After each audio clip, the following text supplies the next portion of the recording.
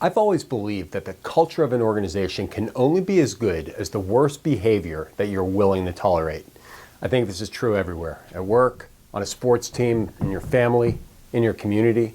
And it was true last night in America, where the NFL delivered some of the worst behavior ever showcased in a professional sporting event, and now there's much debate about what to do about it. So first, let's review what happened. I'll set the scene.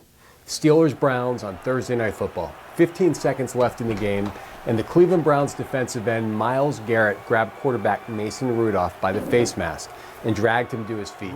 He then violently pulled off his helmet and then used the 6-pound object as a weapon to club Rudolph in the very head that suffered a very recent and serious concussion. Can you imagine if something like this happened to your own child, or if it happened to someone at work, in a boardroom, in a sales meeting, on the floor of a distribution center? Because I'm just not buying the argument or excuse that this is a football thing. Many of us do grueling, competitive work that can set our emotions in hyperdrive. But is there any situation where an actual assault should be tolerated? It is by pure luck and a miracle that Mason Rudolph wasn't killed or paralyzed last night. We all realize that playing in the NFL is high risk for injuries, and yes, tempers do flare. But in this case, a line was crossed, and there really shouldn't be questions about defining what happened. It was assault with a weapon. So what do you do about it? People are talking about fines and suspensions. Is that enough? Remember Jack Welch from GE?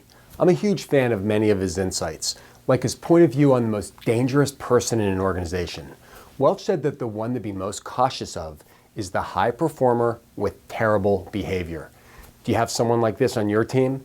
They crush your sales numbers and clients love them, but they don't follow any rules. Or they have high productivity, but they're disrespectful to their coworkers.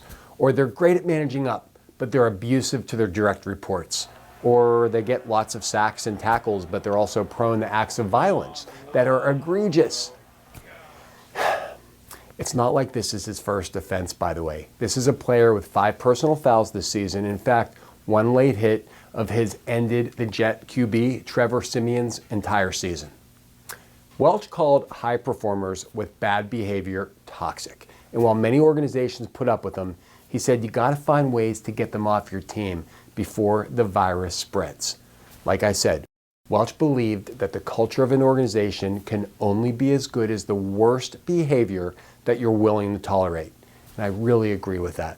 So that leads us to 3 questions. What should the NFL do about it? What should the Browns do about it? And what will fans do about it? Let's start with the NFL, and let's make this one simple. When a player grabs a heavy object, completely loses control and tries to hurt someone, particularly after the whistle blows, file assault charges and let the world know that under no circumstances is this okay. Then release him from the organization. It's simple. A suspension isn't enough. What should the Browns do? Browns, you clearly have hired someone with terrible impulse control. You have a chance to make a statement to every kid watching that this kind of behavior is criminal, not the byproduct of emotion or historic rivalry. This is assault. Don't put up with it. Finally, what are fans doing about it? Too early to tell, but I can tell you what I'm doing about it, and I am getting fed up. I'm sick of watching players destroy their bodies and minds over a game. Last year with Shazier, that really shook us up. And now the second incident with Mason Rudolph. Have we not learned anything? The NFL is in crisis right now, and I'm not here to lay out a plan and solve the entire problem, but I do believe that the culture of an organization can only be as good as the worst behavior that you're willing to tolerate. This is PSTV, the vlog about creating and leading great teams. If your organization needs help, hit me up at shapiropj1@gmail.com, and let's talk about what we can do.